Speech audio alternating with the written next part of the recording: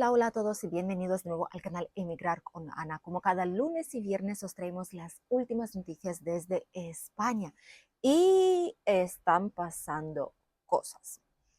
Empieza el nuevo año y empiezan las protestas de nuevo. Ya sabéis que obviamente como en cualquier otro país la gente siempre igual estará descontenta con algo, querrán mejorar ciertas cosas y aspectos de sus vidas laborales, por ejemplo, y es algo que es más que habitual en muchísimos países del mundo. Hemos tenido todos los años anteriores diferentes tipos de protestas, de agricultura, de ganadería, hemos tenido protestas de aerolíneas también y muchas otras cosas más, de médicos también. Hemos tenido de taxis, si no me equivoco, y algunas más. Y ahora seguimos con dos huelgas. Una de estas huelgas es la huelga de Renfe, del que vamos a hablar en la primera noticia.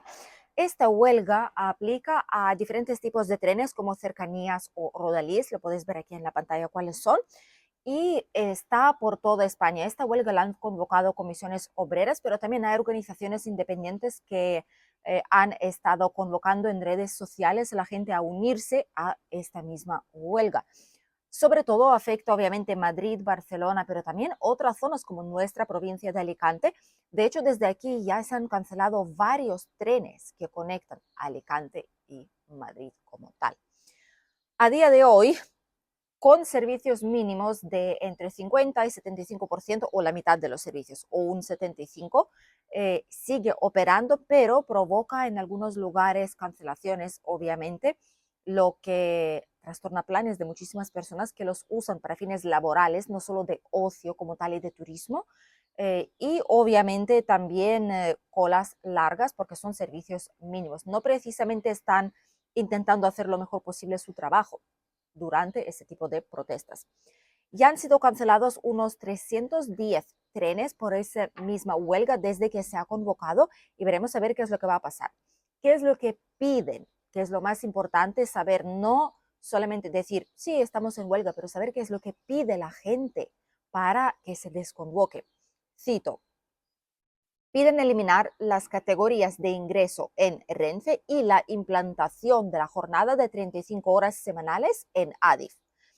35 horas semanales esta jornada se ha aprobado, pero después se bloqueó y el ministerio pues obviamente no se hace responsable de ello. Hay burocracia, hay diferentes trámites, hay que pasar por ciertos pasos antes de que se pueda aprobar y como que se ha congelado ahí en el proceso, aunque se les haya prometido a los trabajadores. Y esto afecta obviamente a toda la gente que está viajando. Los afectados por estas cancelaciones de trenes sí que podrán obtener compensación o reembolso de sus billetes siempre y cuando no se haya ofrecido ninguna alternativa por parte de la compañía, una ruta alternativa de viaje más o menos igual o superior. Y si así ha sido el caso y la persona se ha negado, pues obviamente no podrá obtener ningún tipo de compensación por sus billetes. No son las primeras protestas que están pasando aquí, ni seguramente sean las últimas. Están acostumbrados realmente aquí en España, están acostumbrados a regar las cosas a golpe de protestas. Lo mismo los médicos, por ejemplo, que siguen teniendo problemas en atención primaria, sigue habiendo problemas. 1 de cada 3 médicos se va a jubilar en 2026 o 2027, si no me equivoco. Por lo tanto, deberíamos espabilarnos. Nosotros no, el gobierno debería espabilarse para ofrecer una alternativa para que no nos quedemos con todavía menos médicos de los que tenemos ya ahora, porque ya hace falta médicos en la atención primaria y en los centros públicos, ¿de acuerdo? De atención. Privados van más o menos bien, pero públicos hacen muchísima falta. Y obviamente los sectores están acostumbrados de hacerlo de esa manera porque el gobierno, los ministerios no hacen mucho caso a la hora de prometer algo, no se cumple o se cumple muy muy tarde y cuando el sector se harta pues van a las protestas. Solo entonces intentan conseguir al menos algún tipo de mejora. Es triste, pero la realidad aquí en el país es esta. Los sectores tienen que salir a las calles a protestar, a manifestarse, a quitar los servicios a los ciudadanos porque de otra forma no se les escucha. Y hablando sobre protestas, os dije que hoy en el vídeo os vamos a decir varias. Esta es la protesta de huelga, mejor dicho, de Renfe, ¿vale? De los trenes, aquí servicio de trenes. Y después tenemos otra que es algo peor, la tensión crece en las protestas agrarias en España. Ya sabéis que todo empezó, pues Francia, Italia, Grecia han empezado poco a poco con las protestas y ahora es cuando se ha sumado España. Lo primero eran protestas pequeñitas, algunos tractores pasando por ahí, por allá, un par de personas con pancartas, era algo así. Pero ahora es cuando se está complicando el asunto, ¿vale? Ya creo que van por el tercer día consecutivo de protestas y la situación se ha calentado bastante. Aquí tenéis algunas imágenes de las zonas. En total sumamos ya unos 20 detenidos y 5.000 denuncias en los puntos más calientes. ¿Cuáles son los puntos más calientes? Pamplona. También, aparte de Pamplona, se concentran en Oviedo y en Badajoz, que es la zona, y en Zafra en concreto, para ser exactos. Y hay muchas otras zonas, pero estos son los puntos como más calientes, donde más tensión hay, la que habéis podido ver en estas fotos.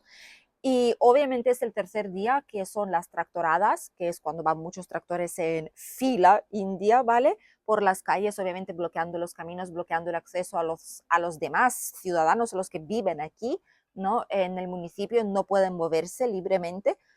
También hay pedradas, que es cuando tiran piedras a los policías, en general a la gente que no esté de acuerdo.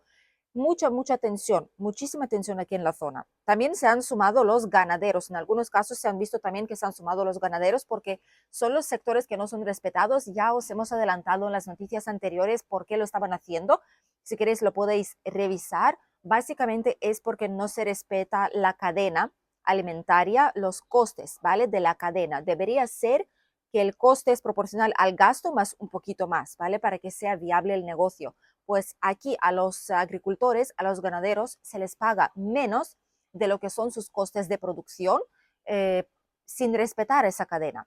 Por lo tanto, obviamente el negocio es inviable, muchas veces pierden el dinero y cada vez hay menos y menos familias que se dediquen a ello, lo que es la triste realidad. El Ministerio del Interior monitoriza ahora mismo la situación. Han dicho que han convocado una reunión para el día 13 de febrero, un día antes de San Valentín, y veremos a ver qué es lo que va a pasar, pero hasta el día 13 todavía quedan unos cuantos días de protestas. Una vez más, el ministerio, viendo todo lo que está pasando, en vez de tomar las decisiones que tienen que tomar, que sería mucho más fácil para todo el mundo, están monitorizando la situación. ¿Vale? Y han convocado pues para dentro de unos días, cuando se pueda, una reunión. Obviamente entendemos de que no todo es tan fácil como, ala, pues para ti te voy a dar, ahora el coste va a ser este, ahora esto va a ser así, venga, doy para todos lo que pedís y se acabó.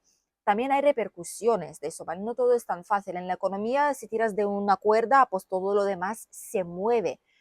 Por lo tanto, hay que mirarlo con cuidado, pero sin lugar a duda, los agricultores y los ganaderos merecen el precio justo, al igual que los de Renfe, los trabajadores ferroviarios, merecen el horario y las horas que se han pactado y que se han aprobado previamente, pero no se les dieron por diferentes motivos ajenos a la gente normal y corriente. Si las cosas se prometen, se tienen que cumplir y las cosas tendrían que ser de forma justa. Por eso la gente sale a la calle, por eso la gente protesta y están en pleno su derecho. Pero ojalá las cosas así obviamente no pasaran en el país. Ojalá no fuera el caso.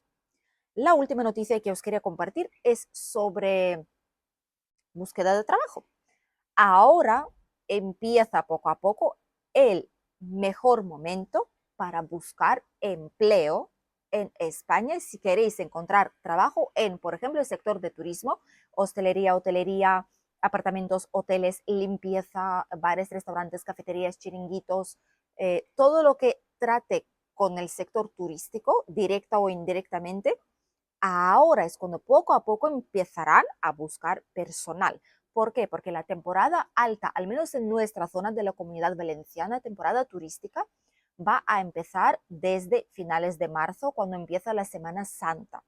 A partir de ese momento y hasta principios de noviembre se considerará ya la temporada de verano turística y poco a poco empezará a llegar gente, turistas internacionales sobre todo, que buscan mejor tiempo del que tienen ahora mismo en sus respectivos países. Y tanto hoteles buscarán camareras de pisos, que son también, o limpieza, hay diferentes nombres de llamarlo. Oficialmente en el contrato debería poner como camarera de pisos, o ayudante, o auxiliar. Buscarán gente para recepción que dominen idiomas. Buscarán gente para restaurantes, cafeterías, también dentro de hoteles. Tal vez alguien de mantenimiento, para jardines. Buscarán la gente en general en bares, restaurantes, cafeterías alrededor. Buscarán gente para comercio. Buscarán gente para excursiones o recreativos de verano, para parques temáticos. Por lo tanto, ahora es cuando empieza una buena temporada de poder meterse en este sector de turismo y encontrar trabajo aquí en España. Una vez más, esto se aplica a las zonas turísticas, ¿de acuerdo? Las zonas que no tienen tanto turismo, obviamente no se verán reflejadas por ello, pero las zonas donde lo hay, sí. Una vez más, creo que ya no hay mucha gente que se pregunta si se puede encontrar trabajo sin papeles. Oficialmente, obviamente, no se puede. En España hay que trabajar con papeles. Hace falta dar de alta en la seguridad social. Para ello hace falta un NIE, un permiso de residencia o permiso de trabajo si lo requiere según vuestro país de procedencia. Entonces, según de dónde venís, os hace falta un permiso de residencia y trabajo o os hace falta solamente el certificado de ciudadano de Unión Europea. Una de dos cosas debéis tener, ¿vale?